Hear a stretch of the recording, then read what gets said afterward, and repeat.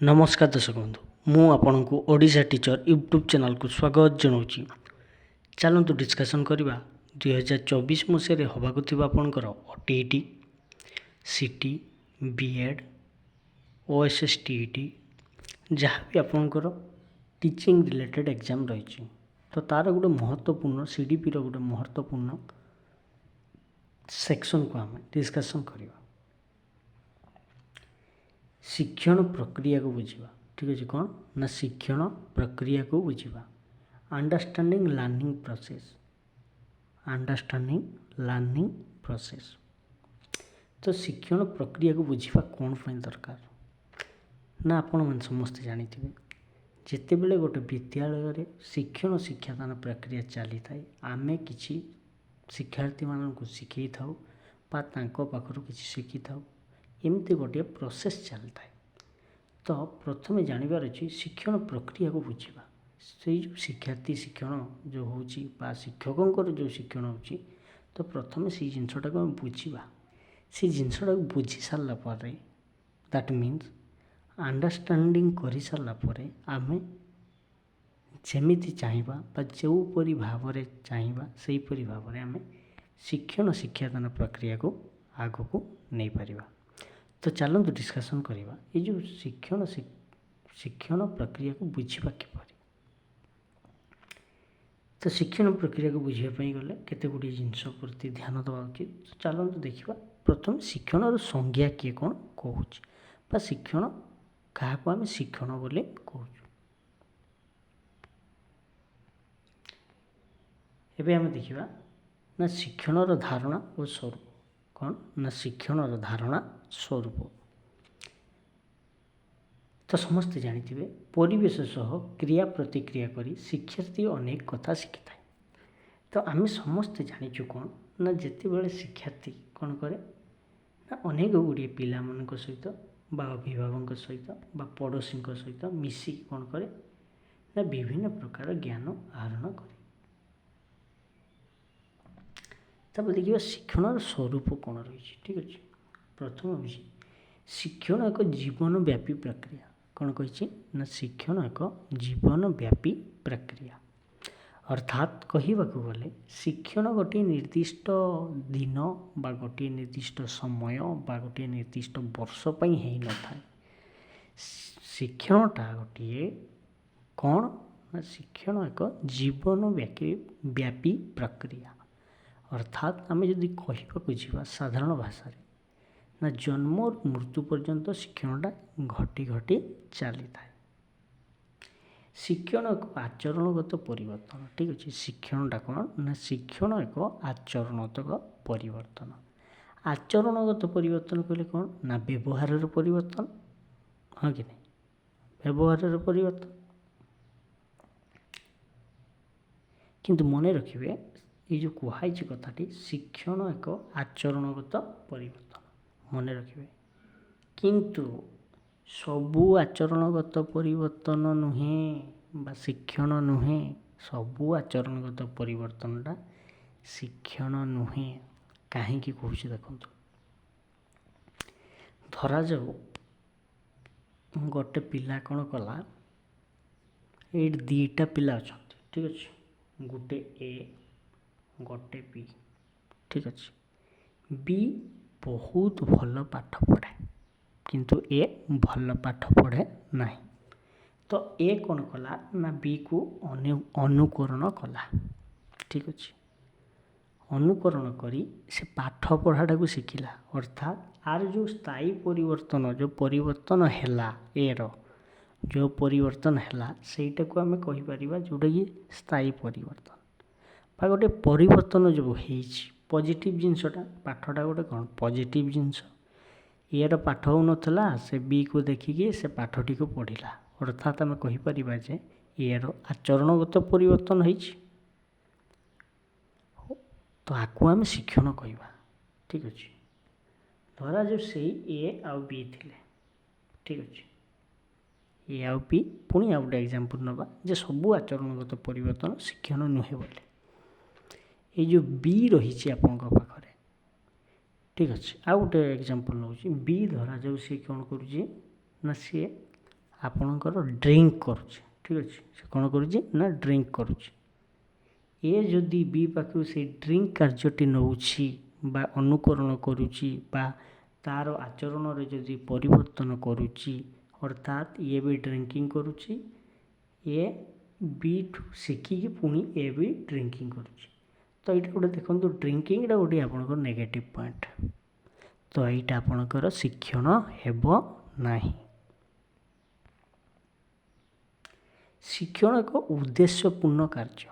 ମନେ ରଖିବେ, ଶିକ୍ଷଣଟା ଯେତେବେଳେ ହେଉଛି ସେଥିରେ ଗୋଟେ ଉଦ୍ଦେଶ୍ୟ ନେଇକି କରାଯାଉଛି। ଆପଣ ଯେତେବେଳେ ଲେସନ୍ ପ୍ଲାନ୍ ପ୍ରସ୍ତୁତ କରୁଛନ୍ତି ସେତେବେଳେ ଆପଣ ଗୋଟେ ଉଦ୍ଦେଶ୍ୟ ନେଉଛନ୍ତି, ଯାହାକି ଆପଣଙ୍କ ଦୁଇ ଭାଗରେ, ସାଧାରଣ ଉଦ୍ଦେଶ୍ୟ, ମୁଖ୍ୟ ଉଦ୍ଦେଶ୍ୟ। ଶିକ୍ଷଣ ଏକ ସକ୍ରିୟ ପ୍ରକ୍ରିୟା। ଶିକ୍ଷଣଟା ଗୋଟେ କ'ଣ ନା ସକ୍ରିୟ ପ୍ରକ୍ରିୟା, ଗୋଟେ ପଜିଟିଭନେସ୍। ଶିକ୍ଷଣ ହେଉଛି ବିକାଶ। ଯେତେବେଳେ କିଛି ନା କିଛି ଜଣେ ଶିଖୁଛି ସେତେବେଳେ କ'ଣ ହେଉଛି ନା ତା'ର ବିକାଶ ଘଟୁଛି। ପୂର୍ବ କ୍ଲାସ୍ ଆମେ ଜାଣିଥିଲେ ବିକାଶ କେମିତି ଘଟେ ନା ପାହାଚ ପରେ ପାହାଚ, ଠିକ୍ ଅଛି। ତ ସେଇ ଗୋଟିଏ କ୍ରମରେ ଘଟି ଚାଲିଛି। ଯେତେବେଳେ ଯେତେ ଯେତେ ଶିକ୍ଷଣ ବଢ଼ୁଛି ସେତେ ସେତେ ବିକାଶ ମଧ୍ୟ ବଢ଼ୁଛି।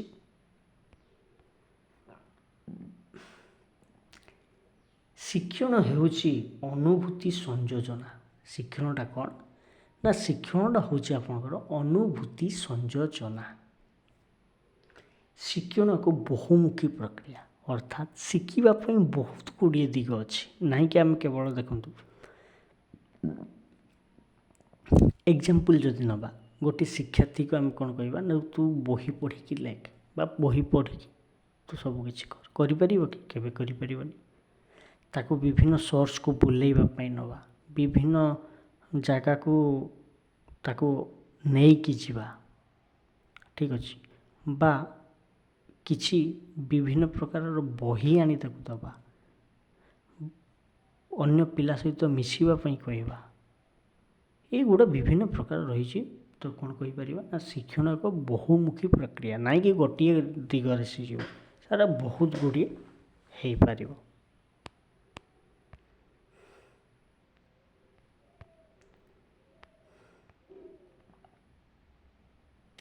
ଶିକ୍ଷଣ ଏକ ସ୍ୱ-ଅଭିଜ୍ଞତା ଭିତ୍ତିକ ପ୍ରକ୍ରିୟା। ଶିକ୍ଷଣ ଏକ ସ୍ୱ-ଅଭିଜ୍ଞତା ଭିତ୍ତିକ ମିନ୍ସ ନା ନିଜେ ନିଜେ ଶିଖିବା। ସ୍ୱ-ଅଭିଜ୍ଞତା ମିନ୍ସ ନିଜ ପାଖରେ ଯେଉଁ ଜ୍ଞାନ ରହିଛି ବା ନିଜେ ନିଜେ ଯେଉଁ ଜିନିଷଟା ଶିଖିକି ଜ୍ଞାନ ଆହରଣ କରୁଛି। ଶିକ୍ଷଣ ପ୍ରତ୍ୟେକ ଦ୍ରଷ୍ଟନୀୟ, ଠିକ୍ ଅଛି। ଶିକ୍ଷଣ ପ୍ରତ୍ୟେକ ଦ୍ରଷ୍ଟ ନୁହେଁ।